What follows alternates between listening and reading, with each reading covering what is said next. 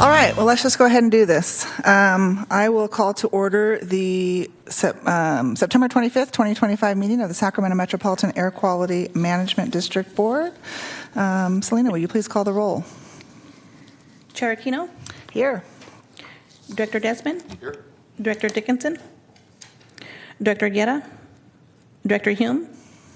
Director Kennedy? Director Lopez-Taff?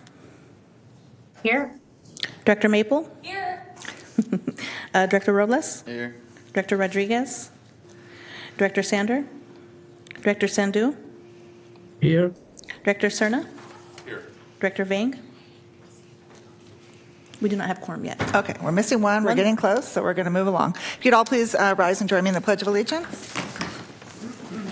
Pledge allegiance to the flag of the United States of America and to the republic for which it stands, one nation, under God, indivisible, with liberty and justice for all.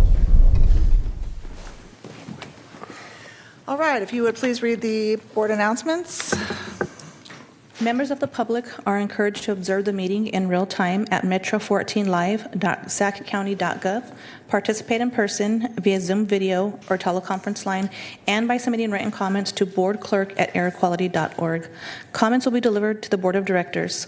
Public comments regarding matters under the jurisdiction of the Board of Directors will be acknowledged by the chairperson, distributed to the Board of Directors, and included in the record.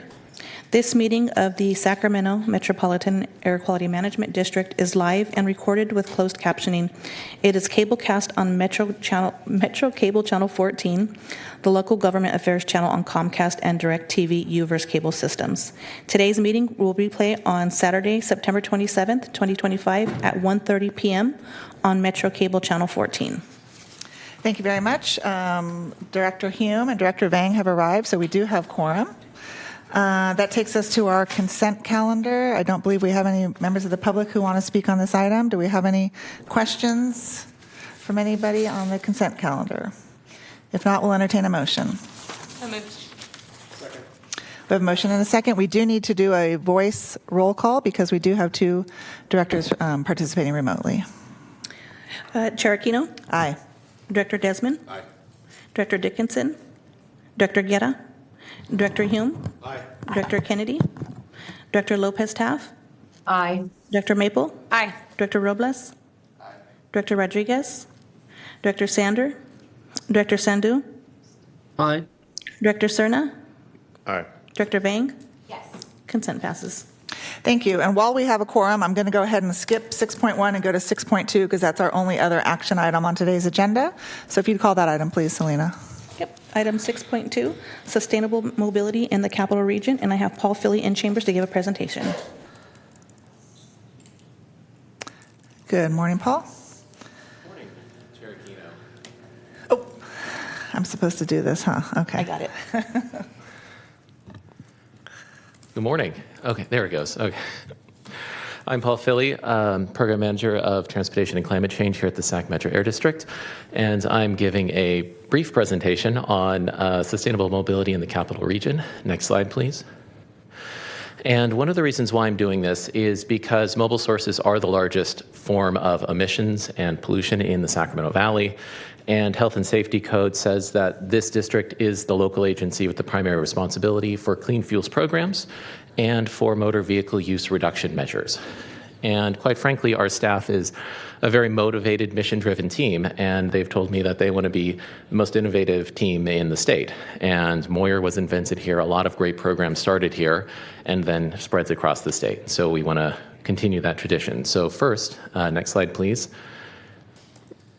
A brief view back into the past. So before the pandemic, next slide, we had a lot of really fun, neat, exciting programs. Some of you may remember when we had the second most used bike share system in the world right behind Paris. We had automated vehicles running around Sac State. We had point-to-point car share, Smart Ride, Envoy via across the river, and of course our community car share. So then a funny thing happened. Next slide, please. We had a big shift in the way that we live our lives, the way we travel, the way we hold our public meetings. And next slide, please. You know that a lot of those things aren't around anymore. Pilots end, funding dries up, travel behaviors change. And so what we do is we've had a shift in the way that we run our programs. So if you go on to the next slide, we started to have our post-pandemic investments in our region. And some of these are air district driven, some of these aren't, because all of us have a hand in mobility. We have SAC-RT Flex now, which is based on that VIA model. We've got a mobility hub in Del Paso Heights. The Gold Line getting double-tracked and low-floored is making it much more accessible to a lot of people. Suburban Class 4 bike lanes. We've got e-bikes running around, and having a safe place for them to be, not on the sidewalk, I think is a good solution for a lot of people. And of course, our Clean Cars for All program. And just a reminder, the federal tax credit ends on September 30th. So if you're thinking about buying an e-vehicle, this is a very, very good time to do so. Next slide, please. So given all the change that we've been going through, and that is sort of what the purpose of this Transportation and Climate Change Division is to deal with the change and lead the change, is we want to reinforce and remind sort of what our principles are. And one is to have a zero emission, safe and resilient system to get people to where they need to be. We really want to be thoughtful about access for all, regardless of your income or your ability. And it's got to work across the region. So we have very urban parts, very rural parts, very suburban parts. And the transportation solutions are going to look different depending on where you are. We also want to make sure that they're very flexible. There could be another shockwave that changes the way we travel or work or do business. And being able to be reactive and proactive to those changes is going to make sure that we remain fiscally sustainable. And having all of us be part of it. There's going to have to be private sector investment, public sector investment, and nonprofits. We're all going to have to work together to get us to a zero emission, safe and resilient system. Next slide, please. So I want to talk a little bit about one of the programs that did survive this transition, sort of from pre-pandemic to post-pandemic, and it's the Our Community Car Share program. Some of you may remember it, but it started back in 2017 out of a coffee shop where we ran into some people from SHRA and ARB. And we wanted to create a car share system that was zero emission, centered around affordable housing sites, so that we can make sure that people who don't have access to vehicles can have access to it, but also to make it so people didn't have to buy a car, so that they could reduce their emissions and live car light or car free. And that was a very successful program. And so we got additional funding from the state and expanded it into Del Paso Heights and into the unincorporated county. And we also wanted to find a way to keep it going without continuous large-scale investments from the state. And we started a cost share. So instead of free, you're paying $4 an hour to use the vehicles. And we also opened it up to the public, because we have these vehicles and they're not used all the time by our members.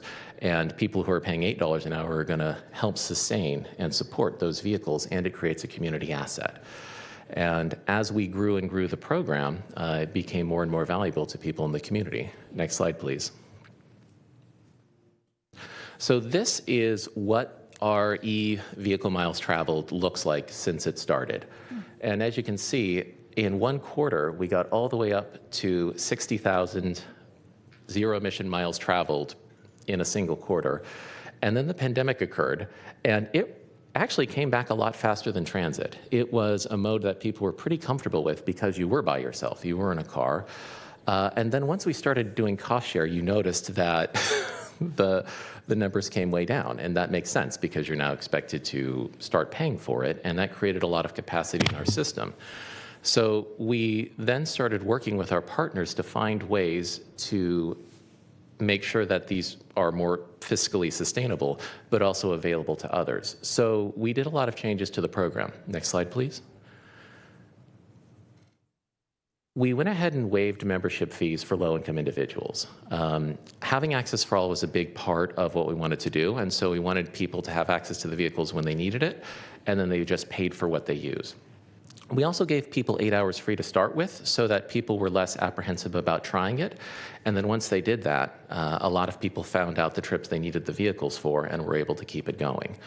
We also started a representative program, and these are people who live in the community, and I'm free on a Tuesday, and I can take people to the grocery store wherever they need to go. So people who didn't have a license because of age, income, or disability could still be able to use the program and get to where they needed to go, and that also increased our accessibility and our ridership.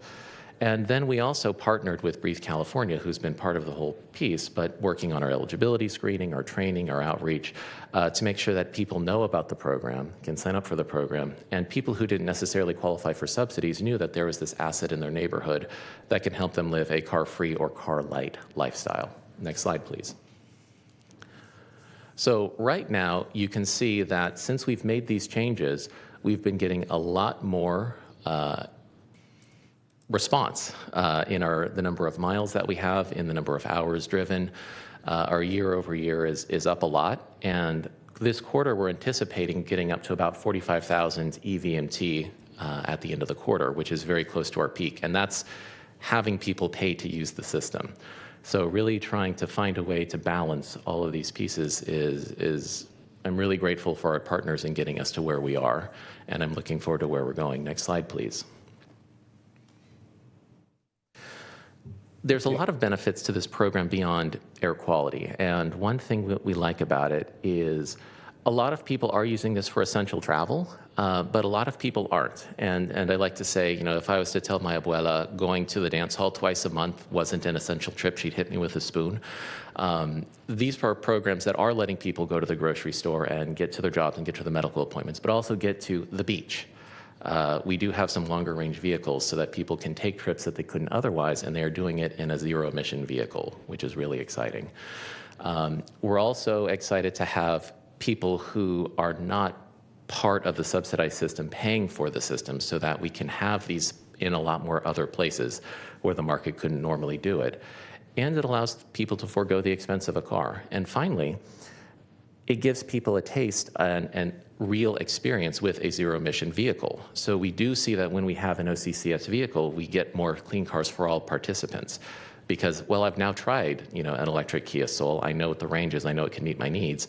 I'm a lot more comfortable taking part in other zero-emission vehicle transition programs. Next slide, please.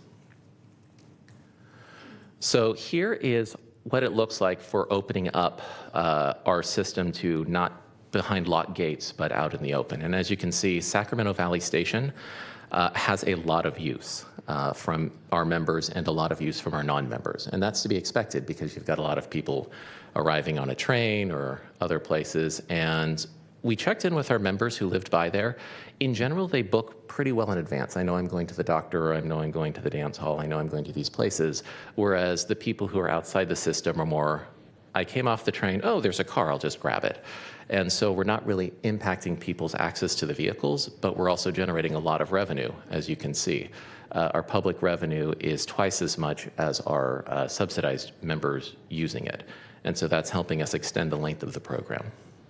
And the exciting thing, of course, is possibly October, but certainly by November, we're going to have 1 million electric zero-emission miles as a result of this program.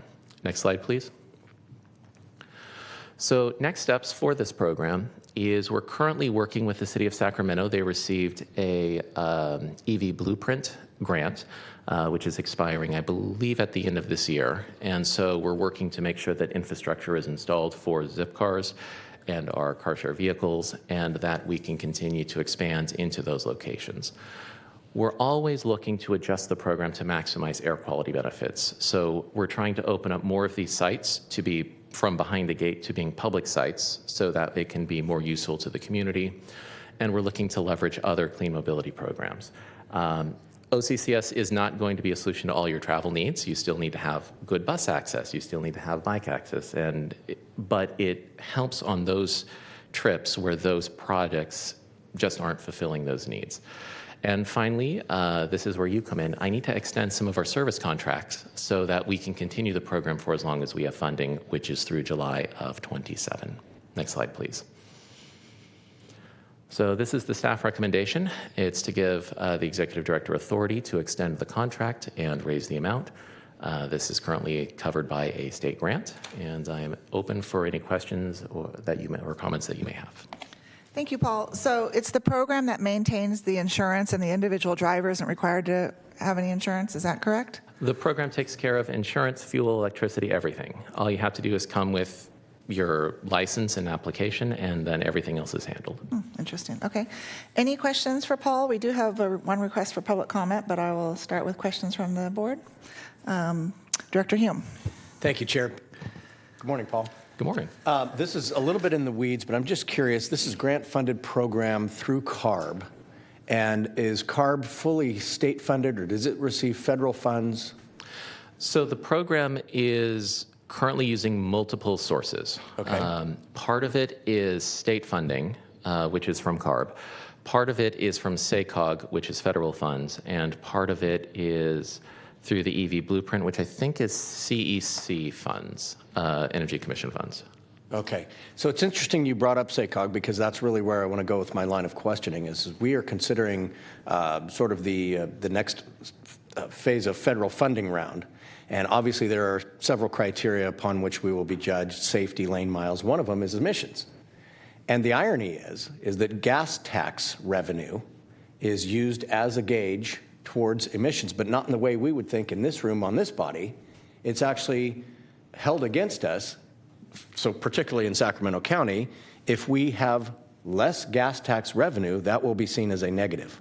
And so need rises up, but gas tax gets used against us. And so the more successful programs like this are, the less money we are able to draw down in order to repair the infrastructure that these vehicles need to drive on.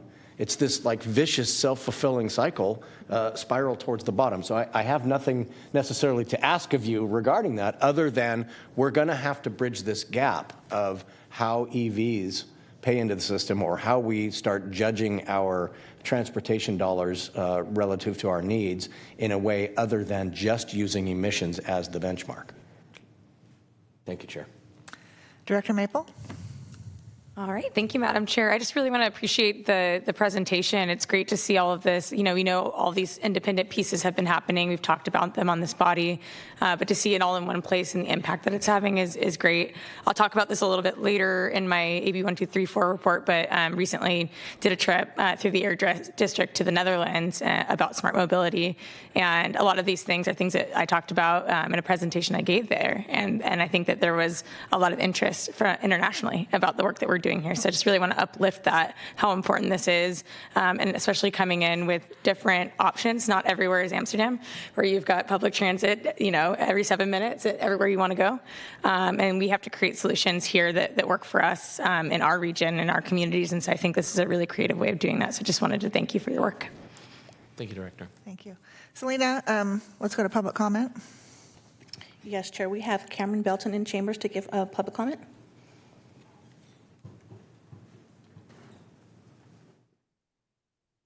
Good morning. Welcome.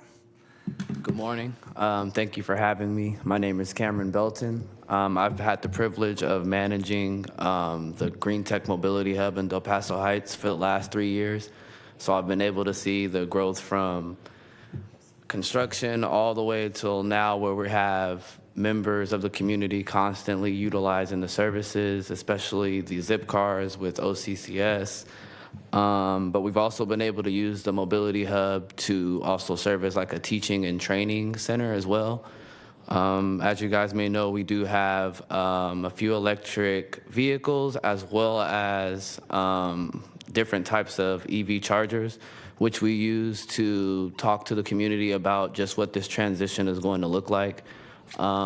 Switching from using gas vehicles to zero-emission vehicles is a large jump, especially as far as lifestyle changes. Some of those changes is mainly including charging and understanding which chargers to use, how to look for chargers, and even how to maintenance some of those charging stations. We've been able to train 16 to 24-year-olds on just the importance of not just the lifestyle shifts, but the workforce development and the workforce opportunities that could and will be available in the foreseeable future. So while doing that, we've also found, just by talking to the community and just sharing experiences personally, we've been able to also find jobs and create jobs. one of the jobs in particular is just a service technician. So now that we have our mobility hub and we have our chargers installed and people are utilizing them, now we have the irregular or regular type nuances that come with owning and operating an electric vehicle charger. And one of those is becoming like a service technician. So we've actually started looking into not only having individuals who understand like the process and understand how to install, but we've also been able to kind of look on the back end and figure out that it's important to have people in our communities and just in our home state that can actually work on the chargers and service the like the IT type things and stuff like that. So we've been able to have an impact on the community, work with Twin Rivers, as well as just other CBOs in the area to help expand this growth. Thank you for your work, Cameron. Thank you for being here. Vice Chair Maple has a question I just for have a you. quick follow-up question. Well, first of all, thank you for reminding me that I need to come out and visit and do a tour and learn a little bit more. But my question is, do you know approximately how many people have gone through your workforce training program? At least 46. Amazing. Yes. All right, thank you. Well, I'll be reaching out soon. Thank you. Thank you very much. All right, we have no other requests to speak from the public. Any other questions or comments from my colleagues? Otherwise, we will entertain I'll a go ahead motion. and move the staff recommendation for approval. We have a motion? Second.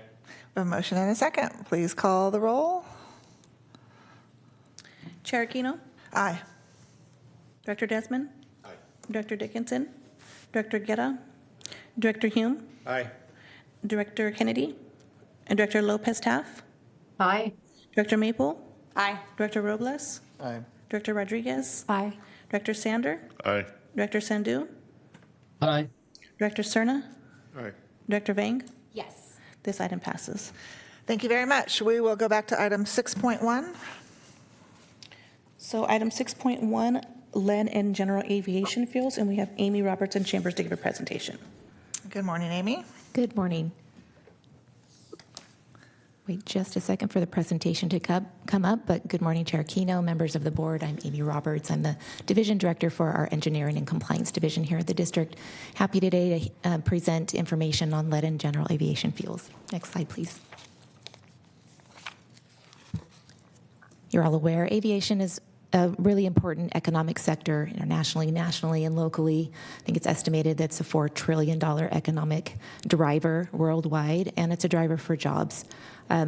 We all know that when you're combusting something with that much ubiquitous fuel going out the tailpipe, that you're emitting something that we all need to pay attention to, and we need to look for ways to find reductions for climate and air pollution reductions. There are various government and industrial-focused solutions that do try to limit the emission impact from the aviation sector.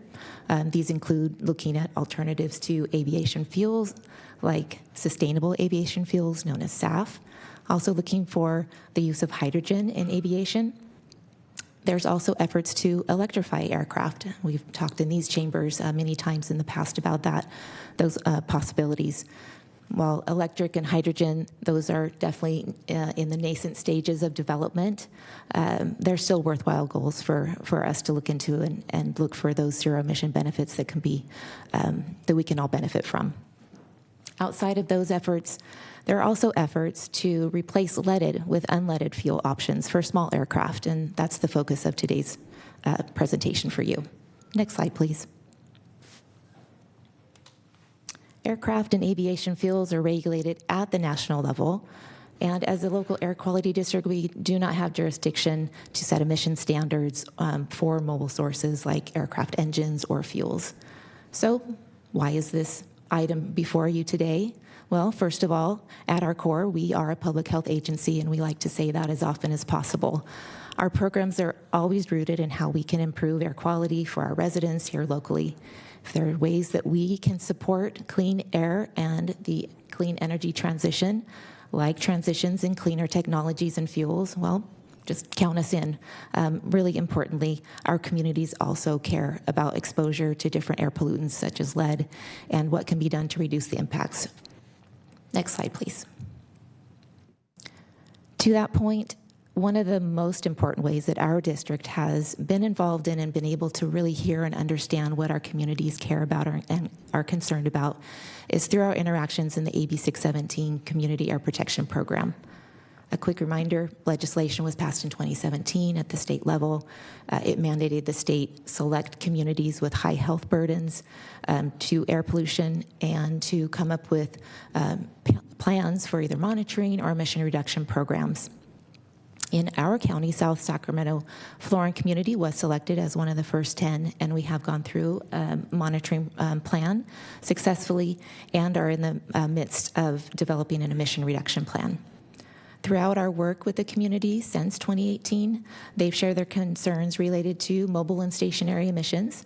And we've also heard about their concerns about possible exposures to lead in the neighborhoods of Mangum Park, near Sac Executive Airport. And on the map on this slide, you'll see that the Sac Executive Airport is within the expanded boundaries, which were expanded in 2024. It sits right on the edge of that western, northwestern corner. Next slide, please. So because of our air quality mission, because of our work with the community and hearing their concerns, and because of other recent regulatory actions, other early actions we've heard being taken at other airports, our air pollution control officer asked us to take a deeper dive, look at the topic, and summarize in a white paper the status of lead in aviation fuels, focusing on Sac Executive Airport because of its location within our AB 617 community. This will really be able to help us guide our discussions, guide our next steps, and any actions that maybe can be taken locally and help inform ourselves and help inform all of you. So I want to, before I get into all of the topics you see on the slide related to the history, the regulations, early actions taken at airports, and some of the results of local lead monitoring, I do want to acknowledge our staff at the district that did put this paper together. I've got a couple of extra copies here if anybody wants a hard copy of it. It's a really thorough and in-depth report that was put together, so I want to acknowledge our team and our monitoring, planning, and rules division that included information in this report, and a member from my team, one of our senior engineers that put this together, Joanne Chan.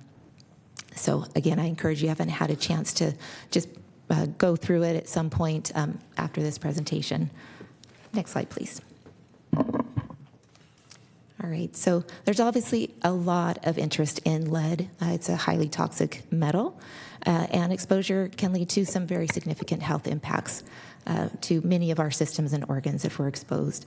It's a neurotoxin. It can affect our brains, our nervous system, can cause anemia and blood pressure, high blood pressure, can damage our kidneys, our liver. So there's just a lot of impacts from this particular pollutant.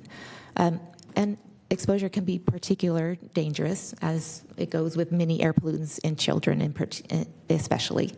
In early years of life, if children are exposed, that can result in behavioral, learning, and developmental disorders. Pregnant women that might have been exposed to lead can also have that transfer to their babies in utero, which can impact their development later in life. Both the federal government and California have established air quality standards related, ambient air quality standards related to lead, and those are included on this slide here. Next slide, please. So lead contamination comes in a lot of forms, but it can be in our air, our soil, and our water.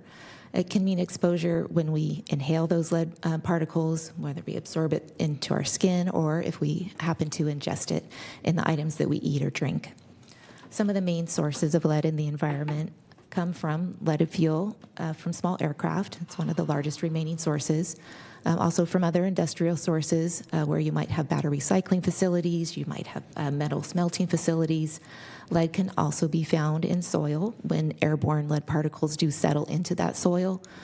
You can also have sources of gun ranges. You can have lead paint that might chip from older homes. I think it's a pre-1978 when there was a change in lead in paint, but nonetheless, we still have homes that do have lead paint that can chip, fall into the soil, and then be absorbed. Another big source can be from our lead pipes. We do have water service lines that still have lead. I know there's active measures nationwide and locally to reduce our pipes that still have lead in them. Lead can also be ingested when we might inadvertently cook with products that contain lead, ceramics that might have a glaze that has lead containing contaminants. We also may eat food products that, again, inadvertently might have picked up lead from the environment in the soils that they make them. The FDA does track and try to test for lead in imported goods, candies, and spices, and those types of things. Next slide, please. All right, so now I'll narrow down into just looking at the ambient sources of lead and getting into some of that history. So the EPA identified lead as one of the 6 criteria air pollutants. So obviously they acknowledged its importance and need to reduce levels of lead. Not only is it known to be an air toxic and bad for human health, it's also a contaminant to catalytic converters. And that was, back in the 70s, that was going to be the main technology that was going to reduce other air pollutants. So it was really important for multiple reasons to get lead out of fuels and reduce its impact to our environment.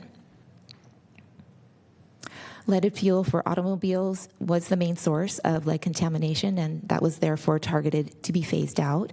The phase-out campaign, it did take multiple decades to occur, so it wasn't an immediate transition, but that phase-out did happen with the last leaded fuel here in the United States. I believe it was 1996 when that phase-out finally happened. I often think about the Pinto that my family drove, and back in the 1970s and 80s, and I'm sure that was just leaded fuel that we were using all the time. All right, that campaign was very successful. So 99% reduction has been demonstrated in just reducing the lead from our automobile fuel. You can see on the graph that's included here, this is a pretty typical a graph that's used because it is so drastic to see those levels. It's looking at the lead fuel at the lead content in automobile fuel, but they also track blood lead levels, and you can see how they pretty much just correlate and track downward. So this is a very successful effort and a good demonstration of that in this graph. So while this is great, this is a huge success, there's still sources of lead, as I have mentioned, in the environment. And again, small aircraft and the leaded fuel that's still used in that aircraft is one of the main sources. Next slide. So to tackle this, one of the largest remaining sources, in 2022, a coalition of federal and industry groups formed the EAGLE program, and this stands for Eliminate Aviation Gasoline Leaded Emissions. This step was taken prior to the federal endangerment finding that happened in 2023 by the EPA. And the endangerment finding really is the marker to the EPA saying this is harmful to public health, something needs to be done. So while it is not a regulation, it does not impose any steps to phase out. It is what tells other agencies that they need to take steps to reduce lead, and specifically in aviation fuel. So, as I said, to date, no regulations are officially to phase out leaded avgas. It has been promulgated at the federal level, but the Federal Aviation Authority has committed in the 2024 FAA Reauthorization Act to restrict the use of leaded fuel by the end of 2030. It does preserve the use of leaded fuel at least through the end of 2030 because there's just a lot of steps that will have to be gone through. But here in California, almost exactly a year ago, California did pass SB 1193. This is the first regulation in the nation that actually does put a target date on phasing out leaded fuel. It does restrict and ban the use of and sale of leaded fuel by January 1st of 2031. And that falls in line with the EPA endangerment finding. It falls in line with the EAGLE program and the FAA signaling that they're going to reduce access to leaded fuel in the future. So all of these parts need to come together. It's a tricky transition, necessary emphasis by all agencies, but local, federal, and state is on safety. I think we can all agree that that's of paramount concern to make sure that what fuel is being used in those aircraft is going to be safe. It's going to provide efficient use of that fuel. So there's not going to be a drastic, you can't use this fuel by 2031. There are certain things that must be in place before that transition actually happens. Amy, let me stop you for just a second, please. Yes. Vice Chair Maple has a question or comment, and then Yes. Director Cerna. Thank you, Amy. I guess my main question is, have we done any kind of analysis or thought through how this might impact the Sacramento County Executive Airport?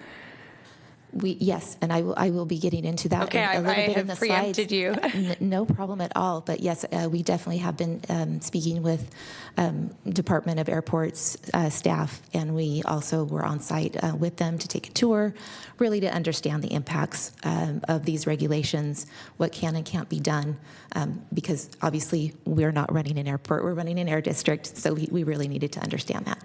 That's great. Thank you. Yes. And Director Cerna. Thank you, Chair. I may preempt your presentation as well with my question, but and forgive me if you've already covered this, but I believe the whole purpose for lead in the first place for avgas is to address early detonation.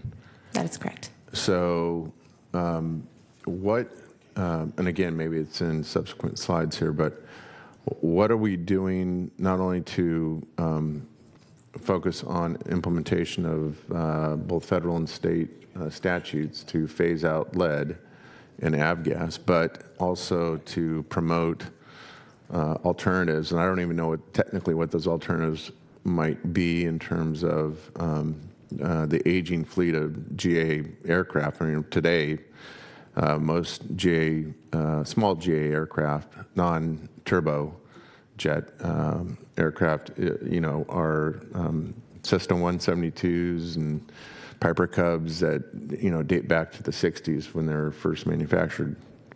So are there technologies that permit retrofit of those engines that find another solution to address early detonation so that they don't have to rely on leaded fuels? Because to me, this seems like kind of one of those perfect moments where we have both the responsibility to implement, but at the same time promote alternatives. So I don't know if that, again, that is an early intro to subsequent slides, but I'd be curious to know what your thoughts are on that.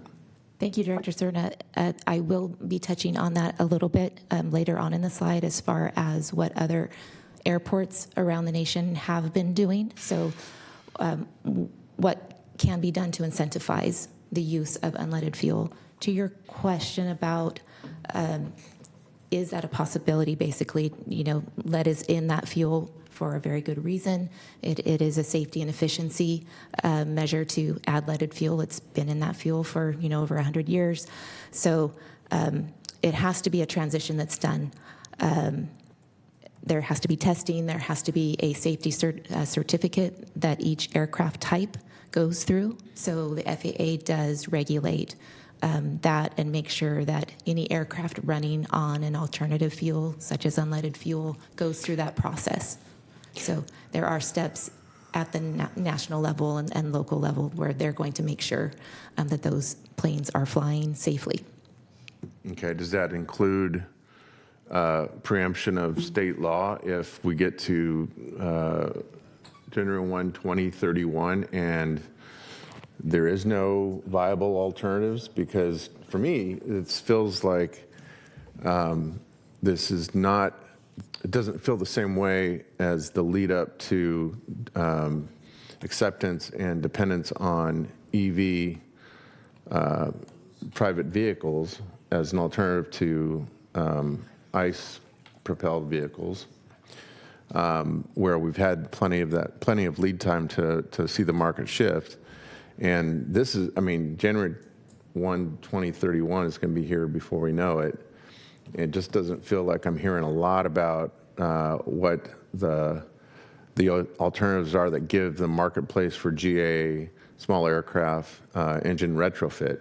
That's why I have this line of questioning. It doesn't feel the same way as how we've promoted at the national, state, and local levels again, kind of the acceptance of EVs and the extension of range and everything that's made it more popular in the marketplace.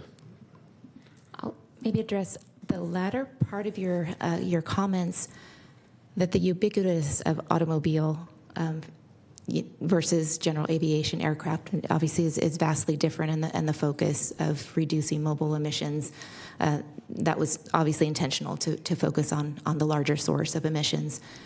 As to the production and the options for unleaded fuel, there are a couple of manufacturers that are actively engaged in finding or seeking certification, safety certification for multiple aircraft types. You mentioned Cessna and others, and they'll all need to have that. And so just recently, Swift Fuels, which is one of the manufacturers of one of the high-octane unleaded fuels, did receive ASTM, American Society of Standards and Materials, which is part of the process of getting to that level of where they can grant, or it will support the use of unleaded fuel. Right now, as you mentioned, there isn't a lot of availability. This is not widely used at small general aviation airports. I think Swift Fuels mentioned that they have their unleaded fuel available at 5 airports. So this is a very small percentage. So you're absolutely right. This is a short turnaround to be able to switch to all general aviation aircraft. So it is an uphill, that's my opinion. It does also appear to be a very uphill road ahead, but there are steps being taken in manufacturers that are trying to move that forward. So is most of the activity in the space of fuel technologies, not necessarily engine technologies, or is there kind of simultaneous focus on both? My understanding is that it is on the fuel side, but I will reserve and maybe just have to seek information from others about the engine side of it, but my understanding is it's really focused on the fuels. So is it your opinion then that this might be one of those rare instances where we find ourselves, and I say we, I mean the broader air quality advocacy space and even agency space at the local and state level, where we find ourselves odd bedfellows with the likes of WISPA and other representatives of the petroleum industry to help advance, maybe accelerate, the research and the R&D that has to go into the availability of those alternative fuels? I am not aware of any pushback from those associations at this point in time. So that's another thing that we can also look into. And Okay. I look forward to the rest of your presentation. Thank you. okay. All right. I think we already touched on, but just to make sure that on the latter part of that, the FAA Reauthorization Act, I mentioned that, and then SB 1193 for that California date. I think that's all to say on this slide, so we can go on, Selena, to the next slide. All right, so this slide really is just to put into context some of the flight activity that's at SAC Executive and how that translates into lead emissions coming from the airport. The California Air Resources Board did do an inventory of airports, small airports, looking at emissions from the taxiing, the landings, and just to see what that all meant. And then also we included a table here just so you could compare. The SAC Executive emissions are estimated to be about 0.5 ton per year coming from their air activities. And you can see that one of the busiest in the nation is Van Nuys Airport, and the lead emissions coming from SAC Executive are about 1/3 of the emissions coming from that particular airport. Okay. Okay, next slide, please. Okay, outside of eliminating lead emission levels using flight activity and fuel usage data, actual monitoring of ambient lead levels have been done in Sacramento over the years. This data has been collected by the Sac Metro Air District team to show compliance with the federal and state standards at a monitoring station located in the northern Sacramento region. There have also been monitoring campaigns that were done within the AB 617 community, area, both by Sac Metro Air District and by United Latinos. The monitoring that United Latinos performed was specific to wanting to know about lead levels in the Mangum Park neighborhood that is directly next to the airport and the now closed gun range there. I'll review the results of these various monitoring efforts on the next slide, but I did want to point out that these various efforts have variability in them, and that's spatial, temporal, and instrumentation variability. So it's not exactly something that we can compare apples to apples, but each of those data points are still important to show that ambient lead levels are in compliance with air quality standards. So we'll go on to the A couple the more table. questions for you, Amy, from Yes. Vice Chair Maple and Director Cerna. Absolutely. Apologies. No problem. So on the previous slide, the comparable airports were Van Nuys and Reed Hillview, I think it is. Yes. How do those compare in size or in terms of flights or number of personal aircraft? Like, are these actual comparable airports is the question. So Reed Hillview, and this is an airport in San Jose and Santa Clara County, and you can see the fuel usage numbers. It is fairly equivalent in size to SAC Executive. Van Nuys was put there to show the upper end, so to bracket that this is a very busy airport, much busier than SAC Executive. Okay, great. That's really helpful. And that's it for now. I'll have some more later. Okay, great. Director Cerna? Yes, thank you. So on this map, I'm really curious, is there any known possibility that the lead challenge, the lead problem that the city of Sacramento has been grappling with for years now, relative to, I believe it's an old gun range, that is on the airport's immediate north boundary, and it's just by chance that you have a lead problem next to the airport that has Right. nothing to do with avgas. But is there any consideration for making sure that when we monitor for lead, airborne, I assume airborne lead contaminants, or lead contaminants that have settled out of the air column, that it's separate from what has been collected or analyzed relative to the proximate gun range? I would like to go ahead and ask my colleague Janice Lam Snyder to see if she can answer your question a little bit more elegantly. Okay. Hi, Director Janice Lamp Snyder with the Monitoring, Planning, and Rules Division.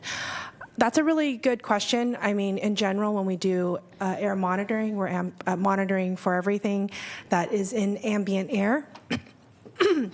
And there would have to be additional analysis to be done to be able to tell whether or not it's, from soil or from, different aviation gas. So is the analysis, does it look at the health consequence near the airport, or simply what's the constituents in the air column? It is just going to be looking at the constituents. It won't be to any health. Because I believe there consequence. was previous analysis that did analyze the health consequence of lead exposure that was associated with the gun range, and that extended out, from and around the gun range, which is actually right in the approach zone for the airport. So that's why I'm asking the questions here. Vice Chair Maple has some information regarding this. If I may, and this is before my time, but I certainly have had some similar questions related to the gun range in the communities I represent. And so it's my understanding that the remediation of the gun range happened several years ago. And so my understanding of that is that it's meant to clean the entirety of the area. And so I can get more information from our staff, but it would be my understanding that you wouldn't necessarily see what was cleaned up several years ago impacting what we're seeing in the air now. It wasn't that long ago. Yeah, I think it was at least 5 years ago. Thank you. And to add a little bit more, I think the last remaining, and we can always confirm that, Director Maple, with you, but I believe that the gun range building itself still needed to go through some remediation. Right. The soil remediation, I believe you are correct, did occur, and soil samples were taken within neighborhoods surrounding the gun range. But absolutely right, Director Cerna, that it is a confusing to have two sources of potential lead contamination. Right. I just vicinity. think it's important that if you're going to make any conclusions about lead contamination or health threats associated with lead contamination, it needs to be as isolated as possible for the source that we're talking about, which is not the gun range, which is avgas. Thanks.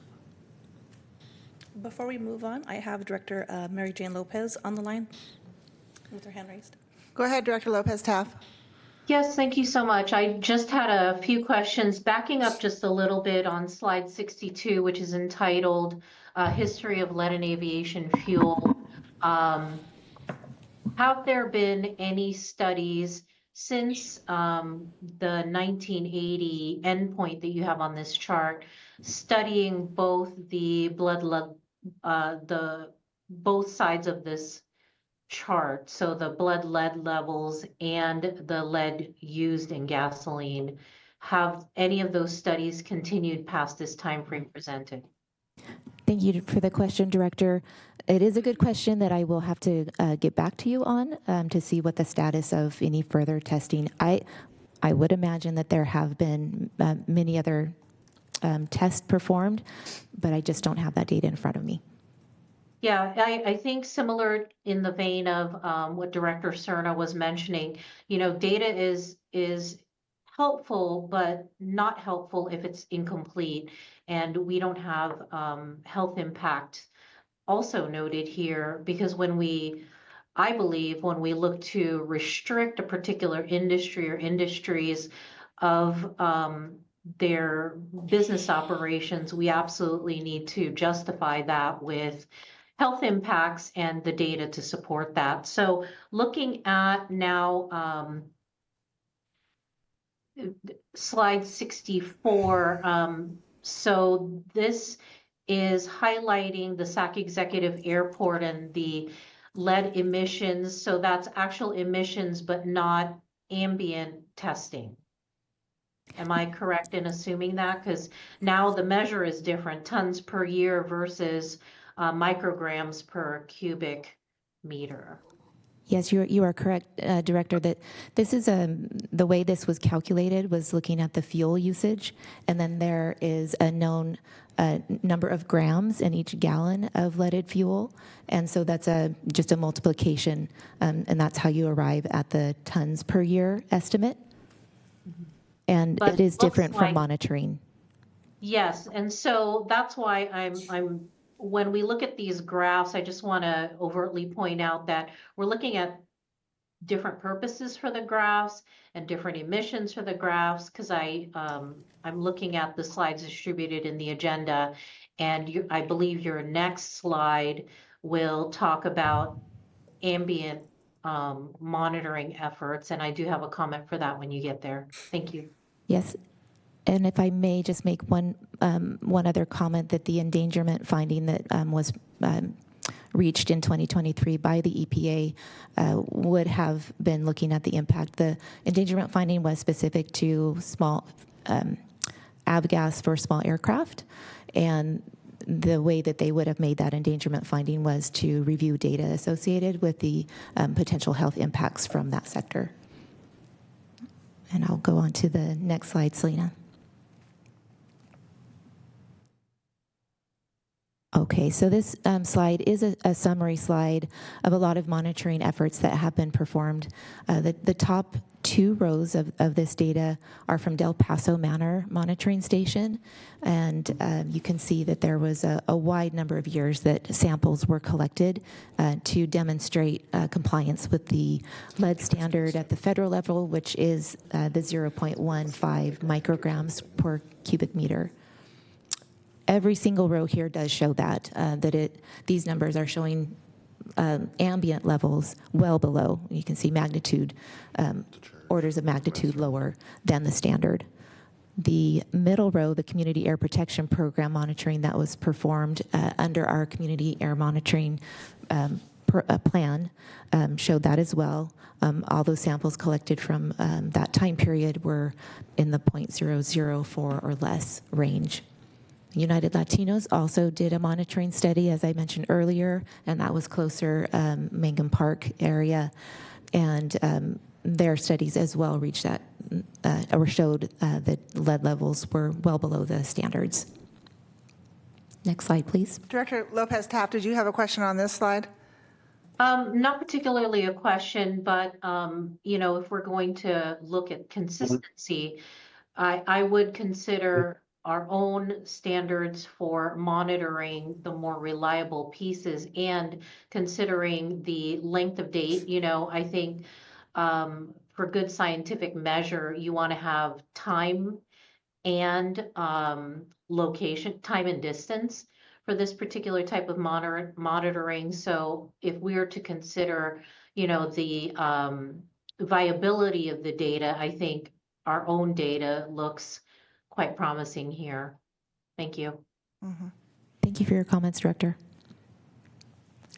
Next slide, please. In the future, additional monitoring will still be performed by the district using our portable air monitoring lab. And you did hear about this in last month's presentation. This portable lab, it was located at Fern-Bacon Middle School previously for our community air monitoring program. And it did provide data for that phase 3 of that monitoring effort.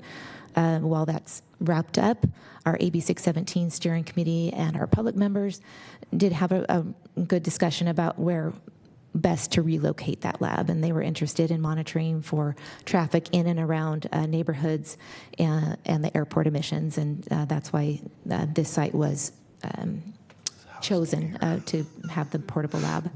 And this will take place over the course of a year and will provide an additional assessment of ambient lead levels to add to the already collected data set.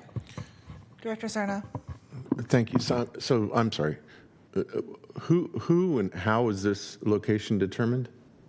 So we did take input from our community members as to where they would like to have additional monitoring within their community boundaries. Okay. I'm just saying this is right on top of the gun range. And it was we looked at a couple of locations. So the community did have concerns about traffic near the city courtyard. And then the airport is top of mind.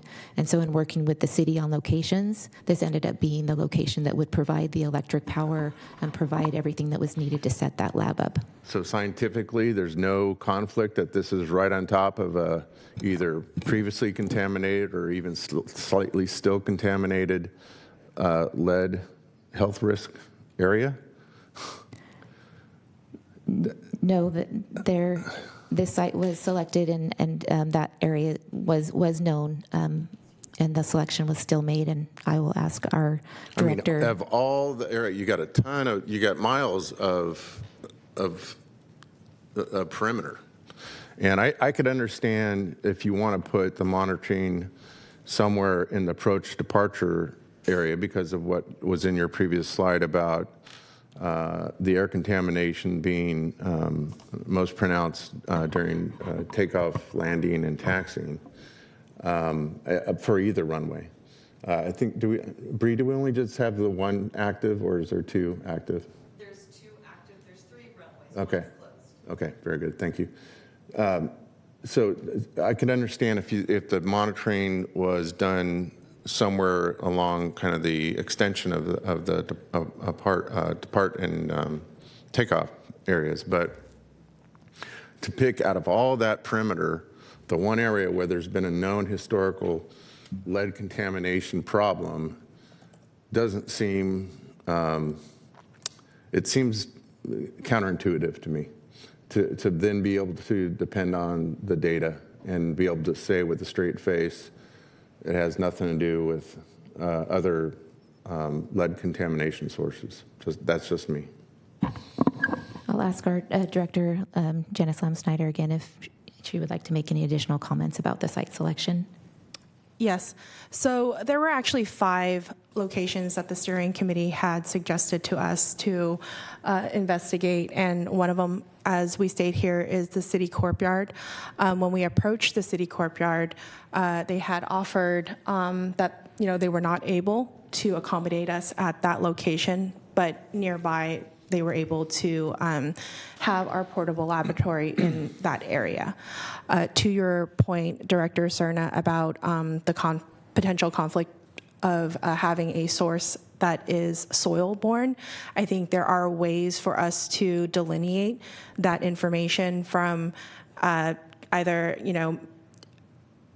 like whether or not the meteorological conditions are conducive of kicking up dust from the soil, as well as potential like aircraft patterns. So your point is taken, but I think there are ways to help delineate that through the analysis. I hope so. Yeah. Yeah. All right, Selena, next slide, please. All right, so as I mentioned, part of the impetus for reviewing and developing the white paper on lead and avgas was because the district did become aware of other airports that had made efforts to switch to unleaded fuel options and to develop strategies to phase out leaded fuel prior to any other regulatory requirements.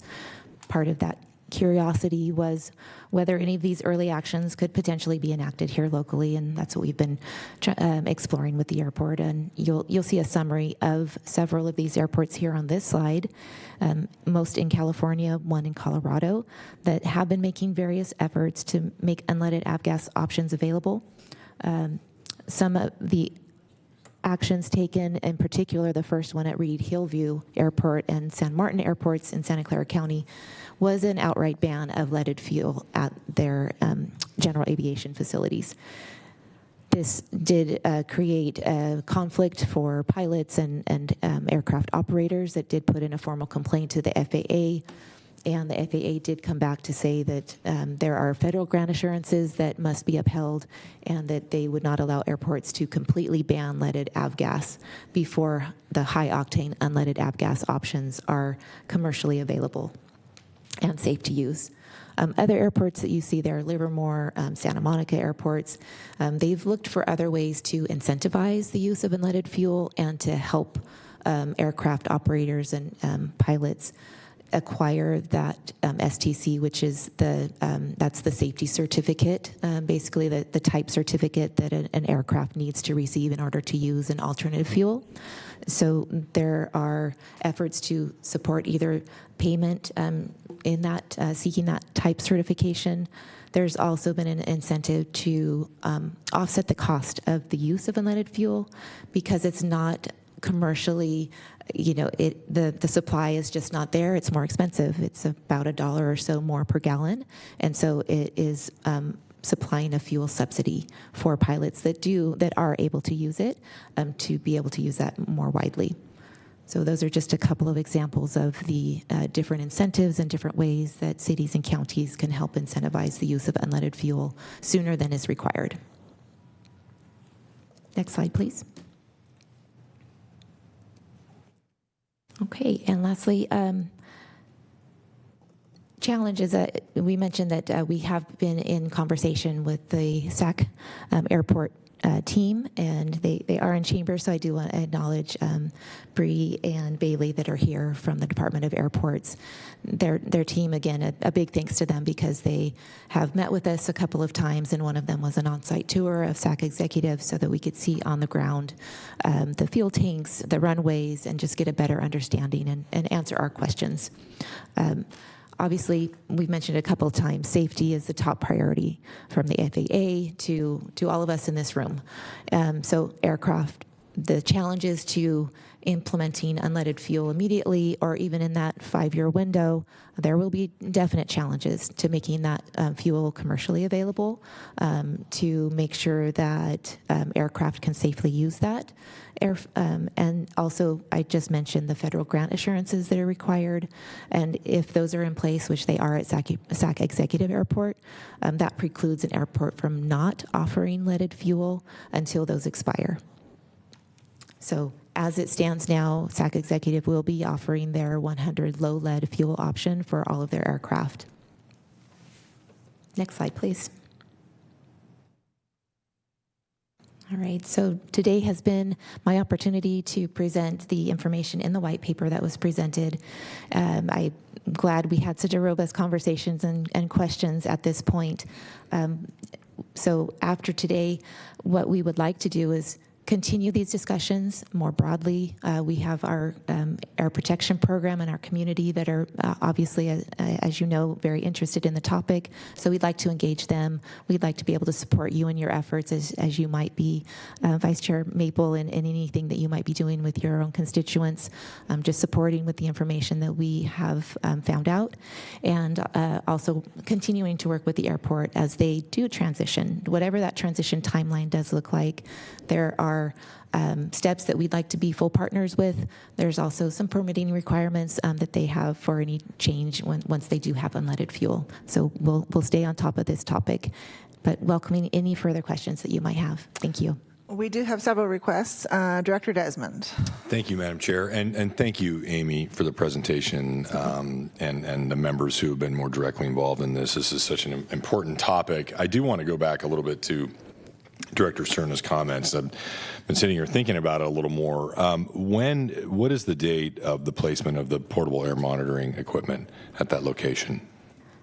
Director Lansnyder can correct me, but I believe it's by the end of this year that they're intending to begin monitoring at that portable station. Okay, I am a little concerned at the response from staff. I don't feel like I have enough certainty in terms of being able to delineate the impact from the avgas and maybe the soil sources from the prior gun range. I wonder if we could get, before you place the air monitor out there, can we get a little more information about the certainty that we can have as a board on the delineation between those two sources? Because I don't think any of us want to see a distortion in the data we're going to receive from that air monitoring. And that's a concern of mine. That's a legitimate one. Or an asterisk, right? Yes, yeah, yeah. Thank you for your comments. We'll take that into consideration. All right, Director Hume. Director Desmond pretty much said what I'd like to say, but I just want to speak to the dynamic of what happened here today. Director Cerna brought up a legitimate concern, an issue I had no idea about coming into this meeting. In fact, we've spent more time talking about this item than I thought we were going to, which is a good thing. But referring back or defending it as this is the site the committee selected does nothing to address the legitimacy of the data that we're going to be receiving, which I think is a valid concern. Because if we have to put an asterisk and say, well, it might have been the leftover casings or whatever that's on the site, right? Like, if we want true data that comes to a conclusion, there should not be, Achilles' heels relative to the site selection. I really appreciate your comments, Director Hume. Thank you. We also have Dr. Ayala on the line that would like to give comment. Okay. Yeah, I wanted to chime in. Thank you all for the comments. Look, I want to give you more certainty. We are going to look at this before we proceed and place the lab at a location for sampling. The request that we got from the steering committee is important, and we want to be timely in honoring that request. As the staff already discussed, it was actually rather casual and for practical reasons that the city of Sacramento pointed us in that direction. But given the good comments that you've raised and given the concerns that have been pointed out and the fact, to be perfectly frank, that this is something that we did not look into very closely, I want to give the board assurance that we're not going to place a lab because I share your concern. I don't want any footnotes on any results that we take. So again, I just want to give you assurance. I'm gonna regroup with the staff. We're gonna look at this a little bit more carefully and in more detail. And before we proceed with any placement of the lab, we will inform the board again. Thank you. Thank you. Vice Chair Maple. All right. Thank you, Madam Chair. And I think some really good questions. So I'd appreciate that information too. I did also send an email to our city staff about the timeline and the process of the building versus the soil remediation and all of that, just so I have that information as well. Also would love to welcome folks out to beautiful Mangan Park. If you ever want to come take a tour with me, it's a beautiful park where there are children running around and a pool and a bunch of other stuff. And it's kind of interesting that it actually is surrounded by this former gun range use. But then a couple questions that I have. One is, what is the approximate size of the portable lab? I don't think I included a picture, but it is a small trailer that you can think about, like a U-Haul trailer size. And Director Lansnyder, you might have the dimensions of it if you want to get the specifics of that. I think I'm visualizing it. I think it's the same one that was at Fern-Bacon. Yes, that's okay, correct. So I've seen that. That's great to know. And in terms of power source, is it solar power? Is it hooked up to something? It has to be plugged in? How does that work? It does need power. It does need a source of power, yes. And then the last question I have, so they asked about the timing of when it will be deployed, possibly depending on the answers to the questions that were raised today. But what is the timeline for the monitoring once it's deployed? How long will it be monitoring? It will be for 1 year. 1 year, okay. Yes. I ask these questions because obviously I know that area well. I represent that community. There may be other locations. So if we come back to find, hey, this is a serious issue in terms of the data that we're going to receive back, just off the top of my head, I can think of a couple of places that are in that nearby vicinity. Maybe we can work together with city staff to identify an even better location. Thank you very much. We appreciate that. And then, and last comment, kind of unrelated to this and bigger picture. One of the things that I did during our Smart Mobility Climate Study mission a few weeks ago was we actually visited an electric airport training facility in the Netherlands. And I was very inspired by that what they're doing in terms of electric aircraft, doing workforce training. They're looking to deploy aircraft that can go, imagine flying from the Sacramento Executive Airport in a 9-person electric plane and being dropped off at San Francisco for work. And it's completely emission-free. And so there are a lot of possibilities when I think about the future, not 5 or 10 years from now, but 20, 30 years from now about what's possible. So while I absolutely believe we should be looking into the fuel sources and how to make those even better, I also think we should be thinking even bigger and identifying ways that we can maybe try to recruit some of these electric plane companies to come in and possibly look at this as a location for training and beyond. And so that's really top of mind. And I will say, I can't speak for them, but we did have the head of the Caltrans Aeronautic Division on our study mission, as well as some folks from NASA and the head of the governor's land use and climate office. And all of them expressed a lot of interest in exploring that as a possibility, not for Sacramento as a whole, not one specific location. And so I think there might be interest if we can find ways to bring the right people in the room and to fund it. So thank you. All right, thank you all for the good discussion. This was a receive and file. We don't have any public comment. Dr. Ayala, I do have a question for you, just in light of the amount of time that took. Do you want to do 6.3, the community air protection progress plan right now, or can we put that off till October? We can put it out to October, including the APCO report, Chair. Okay, perfect. Thank you. All right, then we'll go to your report. Okay, and it's a brief report, and I'm actually going to have Mr. Lemos, who's in chambers with you, present a couple of slides. Good morning, Board Chair and members of the board. And so since Director Maple was talking about innovative technology on her trip, I wanted to, next slide, please. I wanted to remind everybody of a celebration we had earlier this month. And this celebration was a ribbon-cutting ceremony for the first hydrogen locomotive switcher in operation here in the United States. And so, in case if you don't know the differences between locomotives, the switcher locomotives are smaller locomotives that are used in rail yards, and they usually move box cars and sometimes even move some of those rail cars to industrial facilities. So Sierra Northern Railway replaced the diesel engines in one of their switcher locomotives and replaced them with the hydrogen fuel cell technology. And so this is identical power and capability to existing diesel units with much, much lower noise and zero emissions. And we received $5 million from the California Energy Commission for this first switcher. And additionally, we just recently won another $15 million from CalSTA for 3 more locomotives. So this will be 4 locomotives. And in this new grant, we also got some funding for some new track as well. And so each hydrogen locomotive reduces NOx emissions by 3 tons per year, which is similar to removing about 2,000 cars here in the region. And so our chair gave some comments, and so I want to pass this on to you. Chair Aquino, see if you want to say anything about that. Yeah, a very fun event, and as I mentioned at the event, next February marks the 170th anniversary of the completion of the Sacramento Valley Railroad, that 22-mile segment that went from Sacramento to Folsom. So pretty incredible to think that, fast forward 170 years, and this is the next iteration of rail. So very cool, and thank you to Director Segura and Dickinson who are able to come today, or that day. Director Serna wants to comment on this item too. Thank you, Chair. So real quick, just a technical question. What is obviously missing, especially when you see the locomotive in profile, are the huge diesel, what would otherwise be diesel tanks in the belly of the unit. So where is the hydrogen stored? I'm just curious on these switchers. It's adjacent to the hydrogen fuel cell stack, so on board as well. So it's screened with the rest of the mechanicals. That's correct. Oh, very cool. All right. Thank you. Mm-hmm.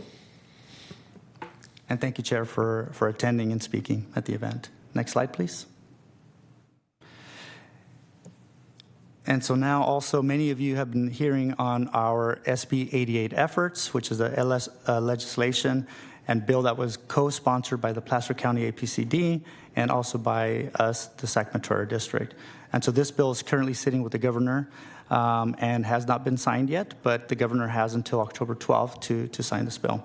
So if signed, the bill will support our efforts to reduce agricultural burning and find alternative uses for ag and forest biomass. And so this bill requires the CARC, CAL FIRE, and CEC to take certain steps related to emissions and tracking. And so the bill received strong bipartisan support as it passed through both the Senate and the Assembly. And that concludes the APCL report. Okay, great. And I don't see any other requests to speak. So that will take us to board ideas, comments, and AB 1234 reports. And Vice Chair Maple, we'll start with you. I have a report, as I mentioned. I'll be really brief, but this is the first meeting since I've been back, even though it's been a few weeks. So thank you so much to the Air District for helping fund this trip. I was able to, as I mentioned, to go with a delegation from folks from all over California to the Netherlands. We mostly stayed in Amsterdam, but we went to cities all over the Netherlands and even in Belgium. I did give a presentation in Brussels about what we're doing in the Sacramento region, so all over the region, not just in the city.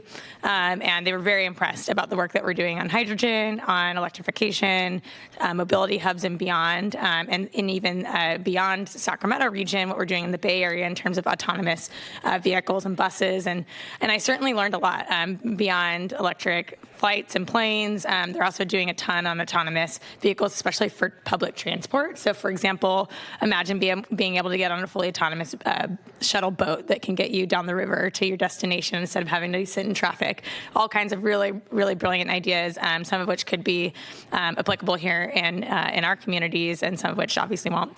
I will say my biggest takeaway from this trip is the number one thing that we need to do, in my view, to advance our climate goals, to meet to the goals of the community and beyond, is to invest in public transit.